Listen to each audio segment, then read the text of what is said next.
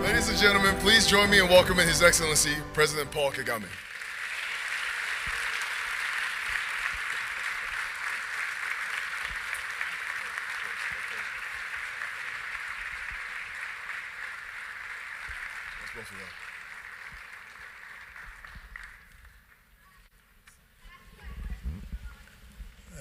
Excellency, welcome. Thank you.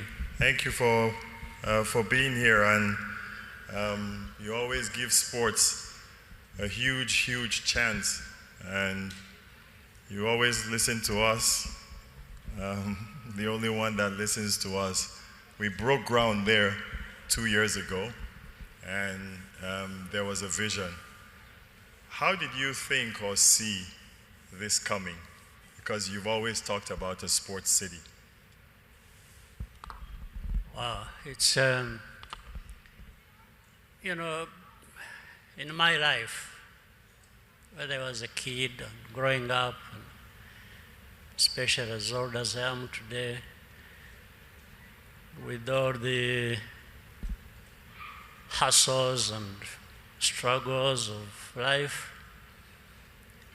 I learned one thing. I wasn't a sportsman by any standard. Up to now, I don't have very good ideas to do business, and so many other things. There are many things I'm not capable of doing. But I learned that I'm capable of doing something. And that was to enable, to support others in what they can do. And especially in my position now,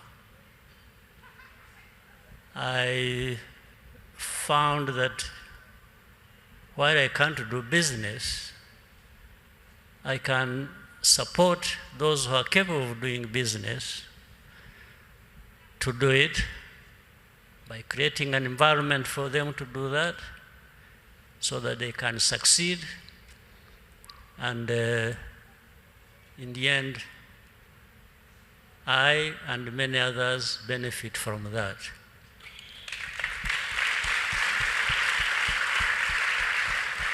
Same thing as sports. I wasn't a sportsman, at least not playing sports. I was a sportsman at heart. I thought more about that, and even thought about what I missed if I had been able to do sports. I was always thinking, now that I haven't been able, how much I missed in that. So bringing together those two things, again in my position, given my background, my history and my struggles, I set out to always say, I can't do nothing. I always have to do something. And if I can do something, by enabling those who can do much more that benefits them and the whole country. And as you said, all this builds communities, builds families, builds individuals. So if I can be part of that story where I can provide something that brings those together, I'm the happiest person. And that's how one idea came after another. Of course, you learn, you see, you hear, you discuss with many people, like so many discussions I have had with you, Masai, and many other friends in this field of sports. Then that's how the idea came up and said, maybe we could do something in Rwanda. Which one is it? Where do you start from? And of course, many other people make some inputs as to what can be done, and that's how the idea of building this sports city came up. So, we are not stopping here. We keep growing, we keep going. And again, if that can inspire others beyond our borders, and if we can be part of that story and through cooperation, we are again very happy to be part of that. How do you see this? How do you see all of this really inspiring and maybe even shaping? I think some people don't see sports, entertainment, and culture even shaping an economy, shaping a country. How do you think you are known now for the person who has really brought sports to the forefront in Africa, separate from AFCON, but in terms of the business, how do you see it shaping economics and countries in the future? It does a lot. It has already done it. It's not just the future. And I think many people here and beyond see it for what it is. They've already seen the benefits. When you talked about the numbers in terms of employment in this area of sports, when you talk about what, for example, the arena, the stadium, and it's already happening. People are taking notice of that and counting and knowing that it has employed so many, it has brought in so much. And that interaction around of people here in Rwanda with the rest of the world speaks volumes in terms of value. So it has already brought in a lot. And it's a question of growing that. And we also know that statistics show that even across Africa, in terms of sports, it's running into billions as to what sports can bring to the continent. Tens of billions. So they shouldn't just be hearing this as a story. I think what we do as leaders at different levels is to encourage people to be part of realizing that story and reaping the benefits. And it's happening, so it's no longer something you just listen to and think it is for others and not for you. Now people believe.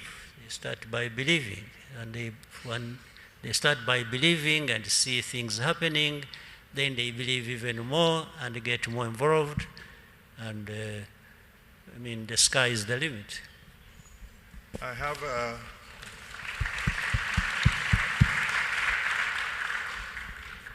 so this one is a tough question. How do you use your influence and your leadership and what you've done to get to other leaders to believe in this or to see it? Because a lot of them don't see sports and entertainment in this way. How do we get to 53 other leaders to think this way? Well, I have been there before with the tough questions. So I'll try my part. I always try. I think the best way, if you told people stories and the benefits of what you are telling them, but you have nothing to show to prove your story, the story you are telling them, right. You have no example that they can see. I don't think people will believe you or will even care. But I also want to assume that it's not me having to tell anybody the benefits of this or that. And so, because some of them already know really the benefits of this, and they know they can do it, they know they can even do it better than Rwanda. So the simple part for me to play is to speak out, and speak out loudly, and show what is possible and the benefits, and also demonstrate what I'm talking about that has already happened here in my country and how beneficial it is, as an example. So from their understanding and from their seeing the examples, I think maybe out of 10, you will convince 2, 3, and they'll feel the sense of urgency to do that kind of thing themselves. Then you keep trying. Maybe another time, you win another 2, you win another 3 over to what the discussion is about. It's not going to tell people stories, you see, or even you can't give them instructions, you must do this, you must do that. No. They have their own right and to the business they want to do for themselves, for their countries. But you can always share the experience and the benefits, and also that calls upon more cooperation among ourselves, being honest with each other, and sharing as much as we can. But for me, I always tell them the little things people talk about Rwanda, and they highlight some kind of success story. Yes, they can actually do better, much better than Rwanda, because they have almost everything to do that. And it is to the benefit of their own people. There is no country across Africa, no nation that doesn't have young people to the north of 70% or 60% of their populations are very young. And if you can't find something to excite, inspire, and move this big part of the continent's population, I don't think we would be doing justice to ourselves. So it's really speaking out, it's sharing, it's showing examples, it's even making appeals. Can appeal to people, and they will listen to you if you package it well with this sense of examples and showing the benefits, and the benefits to the constituencies of our populations that deserve to see that happen. Excellent.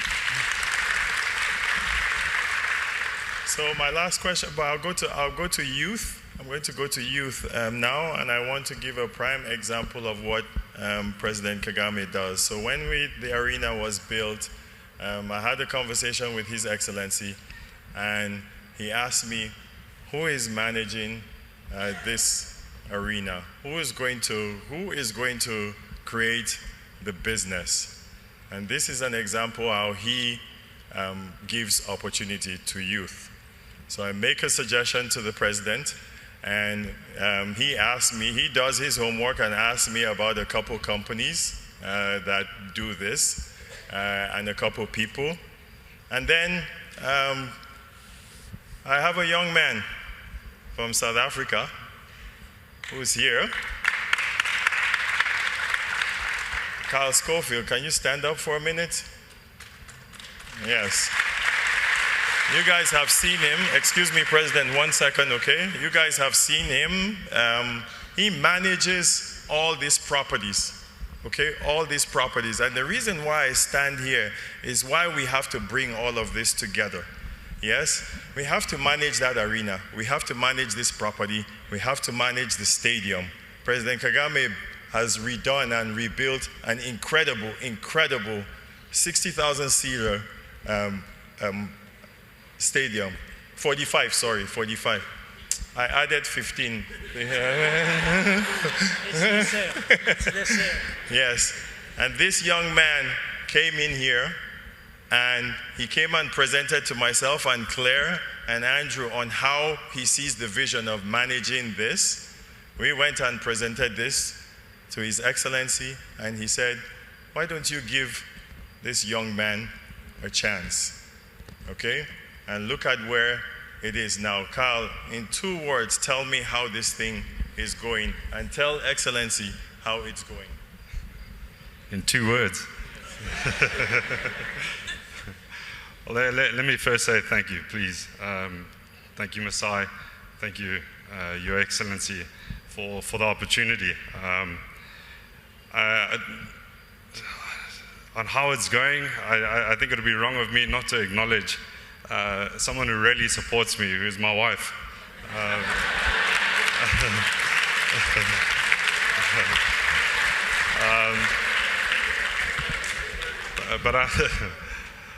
Yeah, exactly. Festus would have had me there. But no, look, I think from our side, you know, the way we look at it is, it's one thing building this beautiful infrastructure.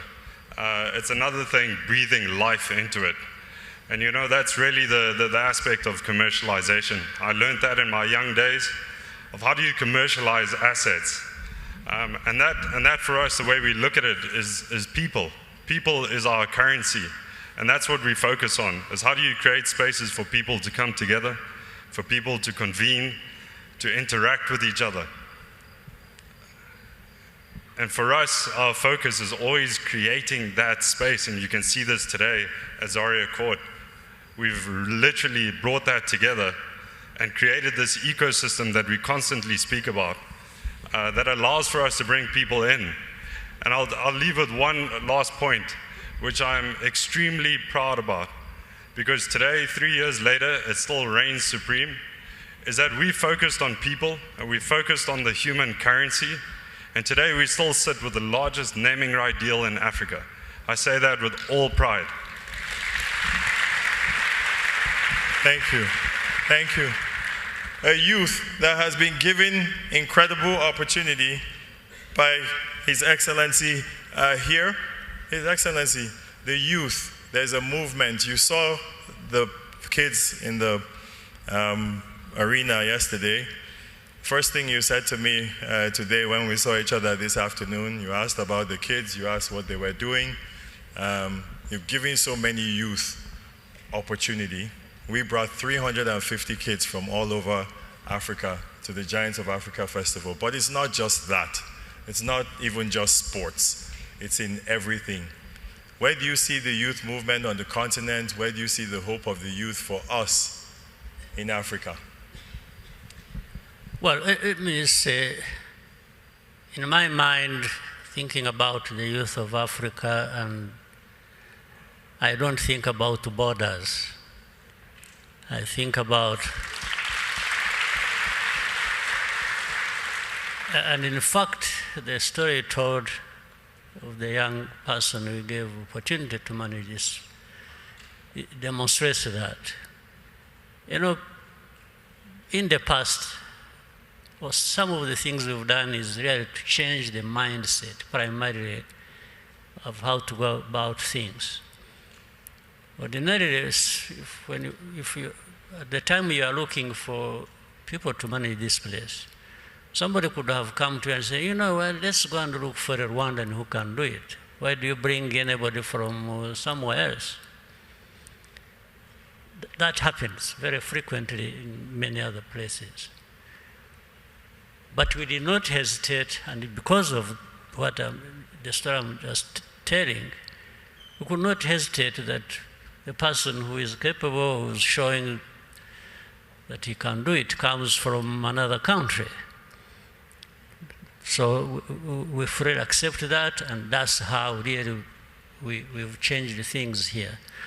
So for the youth, we need to make sure that everything we do simply translates their potential, their hidden talent into reality. And we have to keep investing in them directly, but also in facilities that can help them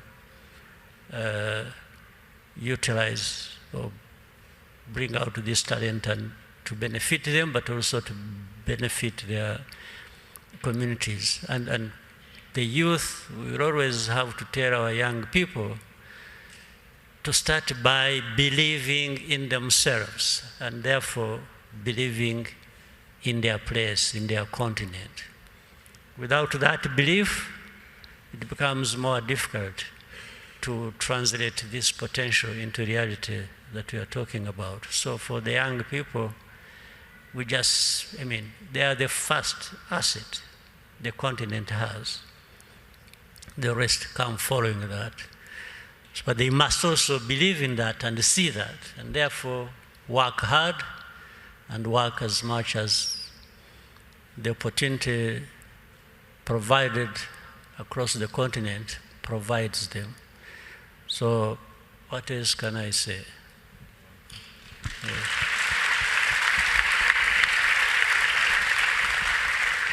I want to thank you, Your Excellency, for your vision, your friendship, your openness. You bring all of us here together. Now we come here how many times? And before I finish my side, before we end this conversation, and with everybody's attention, all things we have said and the stories we have heard from different people, I wanted to acknowledge the presence of Aliko Dangote here. Yes.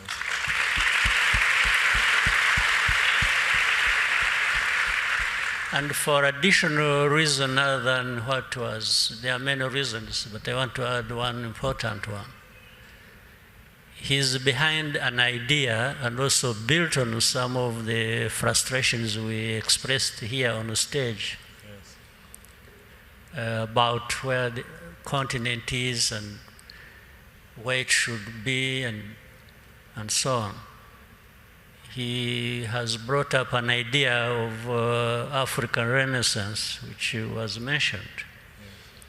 And this has been to galvanize the understanding, the support, the buy-in of our continent, whether leaders, political leaders of different places, business leaders and others, to really focus on what is it that can take Africa from where it is and put it where it should be, and not have that story remain just as a story, but something that translates into tangible results.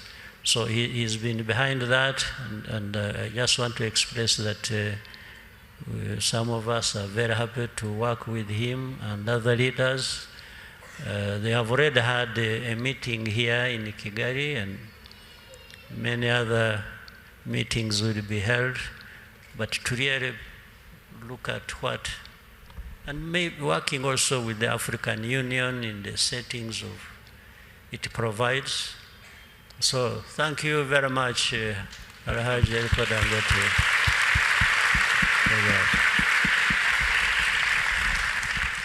You know how we Africans are.